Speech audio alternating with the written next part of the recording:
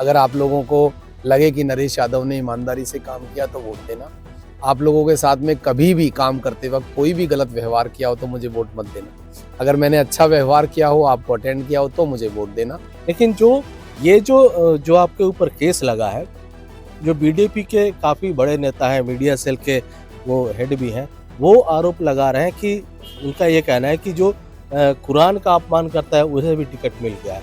तो एक तो पहले तो आपको विपक्षियों को भी जवाब देना है और जनता के बीच में कैसे जाए? तो लोग, जब भी मैं लोगों के बीच में था ना, लोग मेरे लिए दुआएं करते थे। हाँ। और आज बहुत लोगों का मतलब मेरे पास फ़ोन आ रहा है।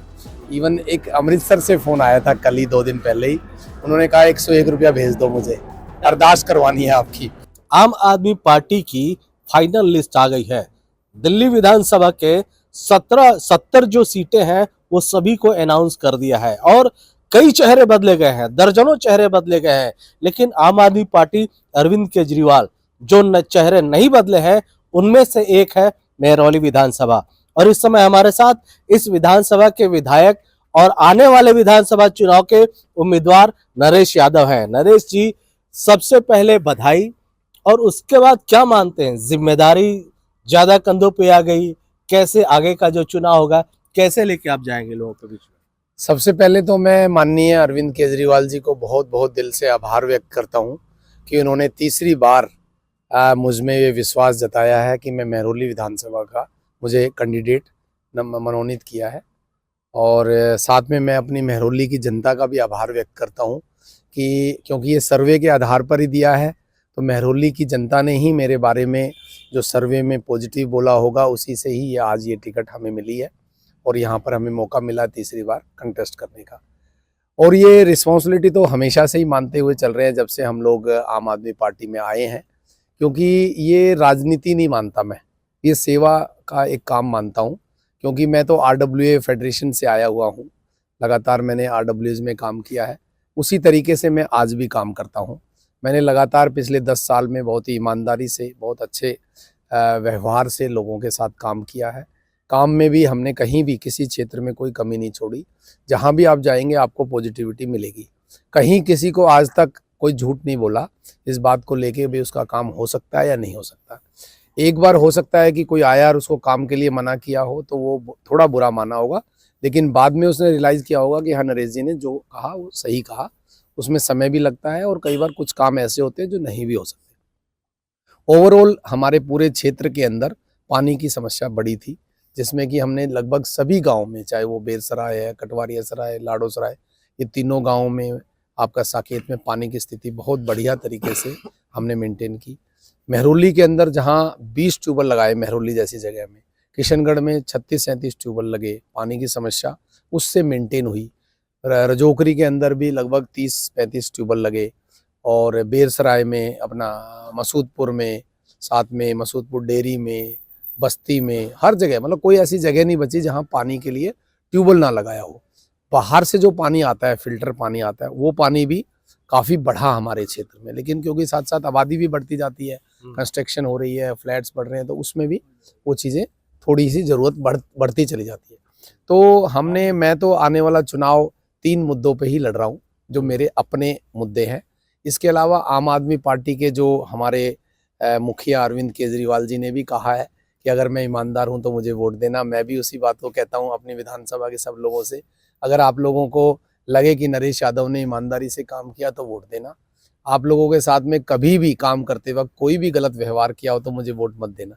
अगर मैंने अच्छा व्यवहार किया हो, आपको अटेंड किया हो तो मुझे वोट देना। साथ में मैंने आपके काम को भी अच्छी तरह से अंडरस्टैंड किया है, तो उस मुद्दों पर मैं वोट मांग रहा हूँ। साथ में आम आदमी पार्टी ने जिस तरह से दिल्ली में काम किया है, उसका कंपैरिजन आप किसी भी सरकार से पुरानी से करिए। शिक्षा के क्षेत्र में आज तक इतना काम नहीं हुआ। आज सरकारी स्कूलों की एकदम काया पलट हो चुकी है। स्कूल भी अच्छे हो गए हैं और शिक्षा का स्तर भी अच्छा हो गया। स्वास्थ्य सेवाओं में हर जगह मोहल्ला क्लिनिक, हर जगह दवाइयाँ फ्री, हर हॉस्पिटल में जाओगे तो आपको दवाइयाँ, टेस्ट सब फ्री मिलेगा। ये अपने आप में बहुत बड़ी 2 उपलब्धियाँ हैं। साथ में महिलाओं के लिए बस फ्री, और अभी जो हाल ही में 2100 रुपये महिलाओं के लिए एक सम्मान राशि की भी घोषणा की गई है, वो हो गया। साथ में तीर्थ यात्रा जो आज तक कभी किसी ने नहीं कराई होगी। इसीलिए लोग अरविंद केजरीवाल जी को श्रवण कुमार भी कहते हैं कि उन्होंने तीर्थ यात्रा कराई। अमीर लोग तो चले जाते हैं तीर्थ यात्रा पर, उनके बच्चे भी ले जाएंगे, लेकिन गरीबों को कभी भी इस तरह की तीर्थ यात्रा नहीं कर पाते वो। उन लोगों के लिए उन्होंने वो तीर्थ यात्रा भी की जिसमें हर तरह के लोग भी गए। और इसके अलावा भी जैसे बिजली है वो 200 यूनिट तक फ्री है। अगर मैं कहूँ जिनकी फ्री नहीं है उनके लिए रेट्स नहीं बढ़े। अगर मेरा एरिया है वसंत कुंज और साकेत जैसा एरिया, उसमें ज़्यादा रेट्स नहीं बढ़े बिजली के, उनमें भी बिजली का बिल बहुत कम आता है। तो ये बहुत सारे काम ऐसे हैं जो माननीय केजरीवाल साहब ने दिल्ली के लिए किया है। उनका कभी भी कंपैरिजन पुरानी वाली सरकारों से करोगे तो आपको आसपास भी कोई नज़र नहीं आएगा जो अरविंद केजरीवाल जी ने काम किया है। चलिए सर, काम तो आपने गिना दिया, लेकिन आप भी इस बात को मानेंगे, आप 2 बार चुनाव में गए हैं। इस चुनाव से पहले आपके किसी बड़े नेता के खिलाफ गंभीर मुकदमे दर्ज नहीं थे, आपका कोई बड़ा नेता जेल में नहीं गया था, आपके पार्टी पर भ्रष्टाचार के घोटाले के आरोप नहीं लगे थे। तो अब ऐसे में जब आप तीसरी बार मैदान में जाएंगे तो इन सवालों का भी जवाब देना पड़ेगा, इसको कैसे कहेंगे? देखिए, जो जिस तरह के आरोप प्रत्यारोप लगे वो सारे के सारे फर्जी थे और आज तक उसके लिए कभी भी 1 रुपए की कोई राशि कहीं मिली नहीं, ना कोई ऐसा प्रूफ मिला। ईडी के केसेस इस तरह के कि उसमें कानून इस तरह का बनाया कि जमानत के प्रावधान नहीं है, लेकिन फिर भी सुप्रीम कोर्ट ने बहुत सारे कमेंट्स करके उस पे हमारे सभी नेताओं को जमानत भी दी। और आने वाले समय में भी आप देखोगे उस मुकदमे में कुछ नहीं मिलेगा। ये सिर्फ एक पॉलिटिकल केसेस बनाए जाते हैं पॉलिटिक्स के मद्देनजर। ऐसा ही केस 2016 में पॉलिटिक्स का एक केस मेरे साथ भी पंजाब में बनाया था, उसमें मैं बरी भी हो गया था। अब फिर दोबारा से उस मुकदमे को आगे बढ़ा दिया गया। अभी मुझे माननीय उच्च न्यायालय से रिलीफ मिला। तो ये जो दूसरी पार्टियां हमेशा इस तरह की मैनेजमेंट करती है और ये पॉलिटिक्स का मैं कहता हूँ ये तो साइड इफेक्ट है। जो पॉलिटिक्स को कहते हैं ना लोग गंदी है, वो इसीलिए गंदी है कि एक शरीफ आदमी को, एक बेकसूर आदमी को भी फंसा दिया जाता है। लेकिन हम समाज की सेवा करने के लिए आए हैं, हम डरेंगे नहीं। अगर अच्छे लोग सामने नहीं आएंगे, ईमानदार लोग सामने नहीं आएंगे, काम करने वाले लोग नहीं आएंगे, तो ये चोर, ये गुंडे, बदमाश और इस तरह के लोग ही पॉलिटिक्स में आ जाएंगे। यही माननीय केजरीवाल साहब कहते थे, इसीलिए मैंने भी उनका साथ चुना था। और नहीं तो मैं पहले कभी मेरा पॉलिटिक्स से कोई लेना देना नहीं था। मैं एडवोकेट हूँ बाय प्रोफेशन, तो अपना घर का फैमिली का काम था, तो कभी पॉलिटिक्स के लिए सोचा भी नहीं। लेकिन एक साफ सुथरी ईमानदार पार्टी है, एक ईमानदारी भ्रष्टाचार के खिलाफ आंदोलन के तहत एक पार्टी आ रही थी, तभी हम उनके साथ आए। और पिछले 10 साल का हमारा एक्सपीरियंस है। आप विधानसभा में जाइए, मेहरौली विधानसभा में कहीं भी पूछिए, किसी भी अधिकारी से पूछिए, किसी भी कॉन्ट्रैक्टर से, कहीं भी पूछिए, कहीं से आज तक हमने 1 रुपया नहीं लिया। और साथ में मैं गारंटी लेता हूँ अपने साथियों की, जितने हमारे साथी काम कर रहे हैं वॉलंटियर, वो उन्होंने भी आज तक कोई 1 रुपये की बेईमानी नहीं की। तो ऐसे ही हमारे बाकी लोग भी हैं जिन्होंने आज और इसका एक एग्जाम्पल भी है, जो ये इतनी सारी सर्विसेज हैं, जैसे मान लो मोहल्ला क्लिनिक है, शिक्षा के क्षेत्र में है, महिलाओं के बस फ्री है, तीर्थ यात्रा है, ये सारे सर्विसेज तभी मिली है जो दिल्ली का बजट बढ़ा है। ईमानदार सरकार होने की वजह से 30 करोड़ से 75 करोड़ पर गए। और जब खजाने में पैसा आया तो दिल्ली की जनताओं के लिए बहुत सारी सर्विसेज बढ़ी, जिसको ये फ्री की रेवड़ी कहते हैं। तो देखिए, ऐसा है कि आम आदमी पार्टी में जो नेता है, 2 नेता लगभग कहते हैं कि ईमानदार हूं मैं, और ईमानदार हूं तभी आप मुझे वोट देना। पहले तो अरविंद केजरीवाल जी ने जब त्याग पत्र दिया था सीएम पद से, तो उन्होंने कहा था कि मैं तभी सीएम की गद्दी पर बैठूंगा जब यहाँ की जनता मुझे वोट देके गद्दी पे बिठाएगी, अगर मैं ईमानदार हूं तो। यही बात नरेश यादव जो विधायक है वो भी इसी बात को कह रहे हैं। तीसरी बार मैं चुनावी मैदान में आऊं, अगर जो मैंने ईमानदारी से काम किया होगा तभी जनता वोट दे, वरना ना दे। देखिए, आरोप तो कई सारे लगते हैं, लेकिन एक आरोप और है सर। चलिए, आपके कामकाज का शिकायत नहीं है कोई उस तरह का, थोड़ा बहुत होगा, लेकिन जो आपके ऊपर केस लगा है, जो बीजेपी के काफी बड़े नेता हैं, मीडिया सेल के वो हेड भी हैं, वो आरोप लगा रहे हैं कि उनका ये कहना है कि जो कुरान का अपमान करता है उसे भी टिकट मिल गया है।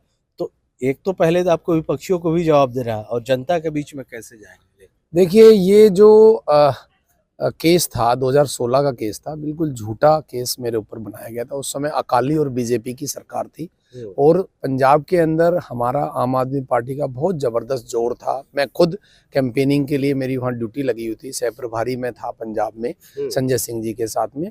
तो वो उस समय की सरकारों ने ये पॉलिटिकल केस बनाया मेरे ऊपर ताकि हम आम आदमी पार्टी को बदनाम कर सके, और वही केस है ये। और इसमें भी मैं एक कोर्ट से बिल्कुल बाइज्जत बरी हुआ हूँ, जिसमें कहीं भी कोई मेरे खिलाफ कोई एविडेंस नहीं है। अभी उच्च न्यायालय ने भी मेरी जो सेंटेंस को सस्पेंड किया है और मुझे बेल भी मिली है, और बिल्कुल 100% ये फर्जी केस है। मैं पहले भी कह चुका हूँ कि अगर मेरा रत्ती भर भी कसूर हो तो मैं फांसी पे चढ़ने के लिए तैयार हूँ, लेकिन 100% मैं बेगुनाह हूँ। मैंने इसमें कहीं दूर तक भी मेरा वो नहीं है। मैं सभी धर्मों का सम्मान करने वाला व्यक्ति हूँ, हिंदू, मुस्लिम, सिख, ईसाई सभी को मैं बराबर काम करवाता हूँ। कोई मेरे मन में, दिल में कभी भेदभाव नहीं होता। इंसानियत के धर्म को मैं आगे मानता हूँ। हर जगह जाता हूँ, दरगाह में जाता हूँ, मंदिर में जाता हूँ, गुरुद्वारे में जाता हूँ, गिरजाघर में जाता हूँ, हर जगह में जाता हूँ। तो आज तक मेरे क्षेत्र में आप सर्वे कीजिए, जाइए, मिलिए, लोगों से पूछिए कि नरेश यादव का कभी कोई भेदभाव हुआ है। अब इनके कह देने से या झूठा केस लगा देने से कोई ये बातें नहीं खड़ी हो सकती। पॉलिटिक्स है ये। दिल्ली के लोग समझते हैं कि 2 महीने में, 1.5-2 महीने के अंदर चुनाव होने वाले हैं और ये इस तरह के मुद्दे लेकर आएंगे। अभी तो ये एक मुद्दा मेरे लिए कह रहे हैं, लेकिन और मुद्दे भी बहुत सारे लेके आएंगे जिसमें ये हिंदू, मुस्लिम, सिख, ईसाई इस तरह की राजनीति को आगे बढ़ाते हैं। लेकिन आम आदमी पार्टी सभी धर्मों को साथ लेके चलने वाली पार्टी है, सभी का समान काम करने वाली है। समान तरीके से हम लोग सबकी इज्जत करते हैं। बिल्कुल, देखिए इनका साफ है कि जो आरोप बीजेपी लगा रही है या फिर इनके ऊपर जो मुकदमा था, इनका ये कहना कि वो राजनीति से प्रेरित थे वो मुकदमे, जो जिसके लिए खुद को बेगुनाह मानते हैं, और कोर्ट ने भी इन्हें बेल दिया है। कुछ लोग हैं यहाँ पे, इनसे भी हम बात करते हैं। सर, आपका नाम क्या है? मेरा नाम शाहबुद्दीन है। शाहबुद्दीन जी, जो आपके विधायक जी के ऊपर आरोप लगा है कुरान का अपमान करने का या फिर कई सारी चीजें, तो क्या लगता है कि ये उस तरह से है, उस तरह से? नहीं, देखिए, ये कुरान का जो मसला था ये एक राजनीतिक मसला है। आपको मैं बता रहा हूँ, विधायक जी बहुत शरीफ आदमी है और विधायक जी ने आज तक ऐसा किसी भी धर्म के साथ नहीं किया, ना ही ये ऐसे विचार के आदमी है। सबसे पहले मैं आपको ये बताऊं, ये 2016 में हुआ था। 2016 से 21 तक कोई सबूत नहीं मिला इन्हें, ना कोई वीडियो, ना कोई पर्चा, ना कुछ, ना विधायक जी का कहीं चर्चा, कुछ भी नहीं मिला। 2021 में बाइज्जत बरी हो गए। उसके बाद अब इलेक्शन में अरविंद केजरीवाल जी की पार्टी को बदनाम करने के लिए इन्होंने एक पब्लिक स्टंट अपनाया। ये पब्लिक को सबको पता है कि विधायक जी किस नेचर के आदमी है, किस क्वालिटी के आदमी है। अरविंद केजरीवाल जी के सिपाही ईमानदार है, जैसे अरविंद केजरीवाल जी ईमानदार है वैसे विधायक जी ईमानदार है। बिल्कुल, अरविंद केजरीवाल जी के ये सिपाही हैं और ईमानदार खुद को बोल रहे हैं। चुनाव का समय है, आरोप लगेंगे, आरोप प्रत्यारोप सभी पे लगेंगे, लेकिन अब मौका है उन कंधों का जिनके दम पे आम आदमी पार्टी या कोई भी पार्टी सरकार बनाती है, वो है कार्यकर्ता। विधायक जी के साथ जो ये टीम दिख रही है, ये वो कोर टीम है जो इनको विजय रथ दिलाते हैं। ये पिछले 2 बार से ये लोग दिला रहे हैं। सर, तीसरा मौका आ गया आप लोगों के सामने, किस तरह की तैयारी रहेगी? सबसे पहले तो मैं आम आदमी पार्टी के हमारे मुखिया अरविंद केजरीवाल जी और शीर्ष नेतृत्व को धन्यवाद देता हूं कि उन्होंने हमारे बीच में तीसरी बार विधायक जी को टिकट दिया है और हम बहुत खुश हैं। और हमने विधायक जी से एक ही बात कही थी, जब ये टिकट्स अनाउंस नहीं हो रही थी और बीच बीच में कई बार अफवाहें भी उड़ जाती हैं, तो हमने विधायक जी से सिर्फ एक काम कहा था कि विधायक जी आप टिकट ले आओ, बाकी काम हमारा है। विधायक जी ने अपना काम कर दिया। अब तीसरी बार विधायक हम बना देंगे, पूरी टीम जोर शोर से, क्योंकि एक इतना अच्छा, इतना सौम्य और इतना सरल स्वभाव का व्यक्ति मिल पाना ना बहुत मुश्किल है। अब मैं आप चाहूंगा, आप ये हमारा विधायक का कार्यालय दिखाएं। 10 साल से कोई अगर विधायक है उसका कार्यालय ऐसा होगा। छोटा सा एक सबूत है हमारी ईमानदारी का। तो ईमानदार, काम करने वाला, सरल, सौम्य, सबको साथ लेकर चलने वाला, कोई भेदभाव नहीं, सब एक, सभी कार्यकर्ता बिल्कुल विधायक जी के लिए सभी एक है। कोई छोटा नहीं है, कोई बड़ा नहीं है। ये नहीं है कि कोई किसी का समाज में थोड़ा सा रसूख है, कुछ है। विधायक जी के लिए सभी एक है और हमेशा सबके लिए सदैव तत्पर रहते हैं। रात को 2 बजे भी हमें कोई दिक्कत होती है तो विधायक जी हैं। तो हम ऐसे आदमी को आगे क्यों ना करें, और उनके साथ रहने से हम भी मजबूत होते हैं। हम सभी अपने अपने क्षेत्रों के विधायक हैं, अपने अपने क्षेत्रों में काम हम खुद करा पाते हैं। तो हम भी तो विधायक बनेंगे और अरविंद केजरीवाल जी सीएम बनेंगे। तो हम तो बिल्कुल 100%, आपने कहा ना तीसरी बार से प्रत्याशी, मैं उसको करेक्ट करूंगा, तीसरी बार के विधायक नरेश यादव। देखिए, समर्थक और कार्यकर्ता हो तो वैसा हो, टिकट मिलते ही जीत का घोषणा भी कर दिया। देखिए, कुछ ऐसे ही कार्यकर्ता होते हैं जिनके जोश से शायद जो मंजिलें होती है वो थोड़ी आसान हो जाती है। सर क्या कहेंगे, जिस और यहाँ आ जाइए और पास में आ जाइए, क्या कहेंगे जिस तरह से आपके जो विधायक जी हैं फिर से उन्हें उम्मीदवारी दी गई है, किस तरह का रहेगा चुनावी माहौल? सबसे पहले तो मैं अरविंद केजरीवाल जी हमारे संयोजक, उनका बहुत बहुत धन्यवाद करूंगा कि हमारे जो सरल, सौम्य और कर्मठ ईमानदार व्यक्तित्व के धनी जो हमारे विधायक बड़े भाई नरेश यादव जी हैं, उनको टिकट मिला। और मेहरौली की जो जनता, मेहरौली वार्ड से हूँ मैं, मेहरौली वार्ड की जो पूरी जनता है, मेहरौली के सभी RW मेहरौली मार्केट एसोसिएशन के सभी मेरे पास सुबह से फोन आने चालू हो गए। और दूसरी पार्टी के लोग भी बहुत खुश हैं क्योंकि इनकी जो नेचर है ना, अच्छा, वो सभी दूसरी पार्टी के लोग क्यों खुश हो गए इनको टिकट मिला तो? सर उनको भी जो है ना, देखो हम किसी भी पार्टी से लोग होते हैं, उनको लगता है कि ये आदमी इंसान है, मतलब अच्छा। एक बहुत ही अच्छे व्यक्तित्व के हैं कि चाहे बीजेपी वाला हो ना, मेरा काम एक बार नहीं करेंगे उसका पहले कर देंगे, भाई ये दूर से आया है इसका पहले करो। तो दूसरी इस तरह पार्टियों के लोगों के साथ भेदभाव नहीं करते हैं? बिल्कुल भेदभाव नहीं करते हैं, दूसरी पार्टी वालों का भी काम करते हैं। मेरे पास, मैं बताऊँ ना, ऐसे ऐसे लोगों के फोन आ रहे हैं कि बहुत खुश होने, उनके लिए खड़े होते हैं, इनको कोई मतलब नहीं है कांग्रेस का हो कोई भी हो, मेहरौली विधानसभा से कहीं से भी आदमी आ जाए उनके लिए हमेशा तैयार है। विधायक तो सबके हैं। हाँ बताइए सर। विधायक तो सबके हैं ना जी। आइए और पास में आइए, ये विधायक जी के मेहरौली पास। मुल्तान हाँ, समाज से आए हैं जी, और विधायक जी के लिए स्पेशल आए हैं। ये हमारी सभी संस्थाओं से जुड़े हुए हैं, मेहरौली की रामा ड्रामेटिक क्लब हो, चाहे मेहरौली मेन बाजार हो, चाहे हमारी मुल्तान सभा हो, इनको आधी रात भी हम किसी अपनी संस्था के काम के लिए बोलते हैं तो ये हमेशा खड़े रहते हैं। और सबसे बड़ी समस्या थी पानी की, वार्ड वार्ड में जो बोरिंग हुई ना, उससे पानी की समस्या इन्होंने खत्म करी, आज तक किसी MLA ने नहीं करी।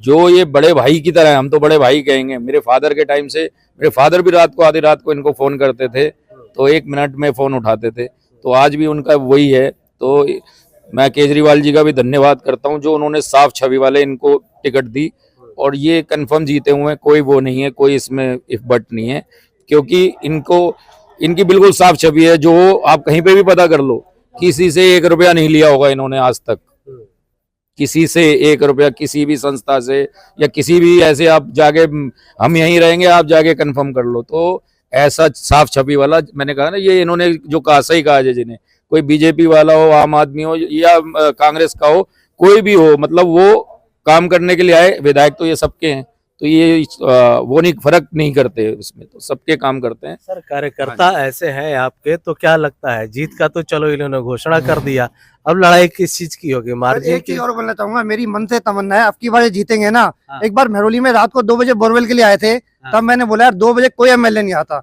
तब से मैं कह रहा हूँ कि मेरी दिली तमन्ना है अब की बार ये मंत्री बने मेरे बड़े भाई। बहुत तमन्ना है, बहुत तमन्ना है। ये हमारे सभी साथियों का प्यार है और हमारा ये सारा विश्वास और जो एक हमारा कॉन्फिडेंस आप लोग देख रहे हो, ये इसीलिए देख रहे हो क्योंकि पिछले 10 सालों से जब हमने काम किया है वही हमारी ताकत है। और लोगों के बीच में जब हम जा रहे हैं, और ये 3 लिस्ट आई थी, चौथी नहीं आई थी, तो लोग, जब भी मैं लोगों के बीच में था ना, लोग मेरे लिए दुआएं करते थे। और आज बहुत लोगों का मतलब मेरे पास फोन आ रहा है। इवन एक अमृतसर से फोन आया था कल ही, 2 दिन पहले ही, उन्होंने कहा 101 रुपया भेज दो, मुझे अरदास करवानी है आपकी। आप सोचो कहाँ कहाँ से लोग मेरे लिए दुआएं कर रहे थे कि नरेश यादव फिर से आए, क्योंकि सब लोग चाहते हैं कि ईमानदार, साफ सुथरी छवि हो, काम करने वाला व्यक्ति हो। एक नेता में पब्लिक यही सब देखती है, और मैं तो हमेशा लोगों के बीच में जाके यही कहता हूँ कि आप सब लोगों को जागरूक होना है, साफ सुथरा, ईमानदार, काम करने वाला व्यक्ति ही आप लोगों को चुनना है, तभी आपके क्षेत्र का विकास होगा। नरेश यादव साफ सुंदर छवि वाला जब उम्मीदवार होगा तभी विकास होगा। चलिए, आम आदमी पार्टी की तरफ से मेहरौली विधानसभा के उम्मीदवार नरेश यादव एक बार फिर से हो गए हैं, लेकिन अब बारी जनता दरबार की है। जनता किसको वोट देके जिताएगी, ये चुनावी नतीजों में पता लगेगा। अमरदीप कुमार, दिल्ली तक।